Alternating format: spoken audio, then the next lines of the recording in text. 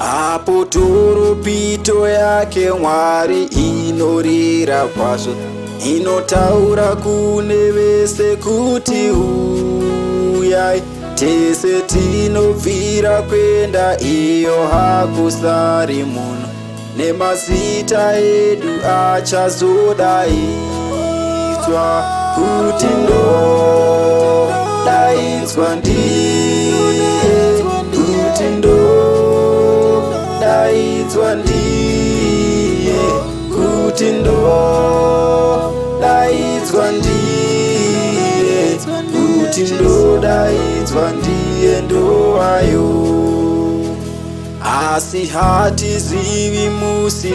uyo tichadanwa naye, tizongatigadzirire zvino pano, tirindire uyo musi tizonatsa kwenda iyo, nemazita edu achazodaidzwa kuti ndodaidzwa ndiye, kuti ndodaidzwa ndiye, kuti ndodaidzwa ndiye, kuti ndodaidzwa ndiye ndovayo. Ngatibate basa redu nemasimba misi yese, ngatitaure zvishamiso zvake zvese, tichiita zvakanaka kune vanhu vese wese, nemazita edu achazodaidzwa kuti ndodaidzwa ndiye, kuti ndodaidzwa ndiye,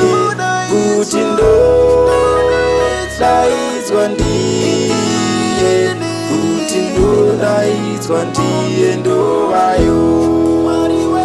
kuti ndodaidzwa ndiye, kuti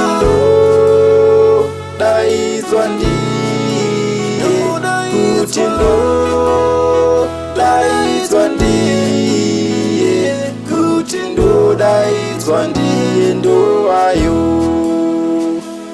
Asi isu vemakristu hatizotyi kwenda iko, Mwari ndiye baba wedu wakanaka, Jesu Kristu ndishamwari ndiye anotonga wese, nemazita edu achazodaidzwa kuti ndodaidzwa ndiye, kuti ndodaidzwa ndiye, kuti ndodaidzwa ndiye, kuti ndodaidzwa ndiye ndovayo,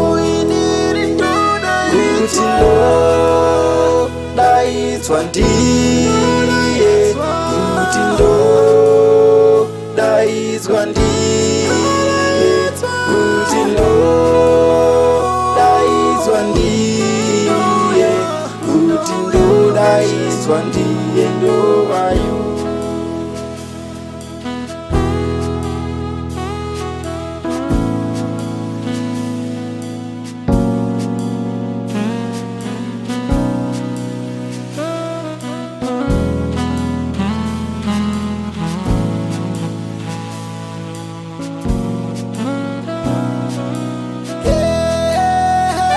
Kuti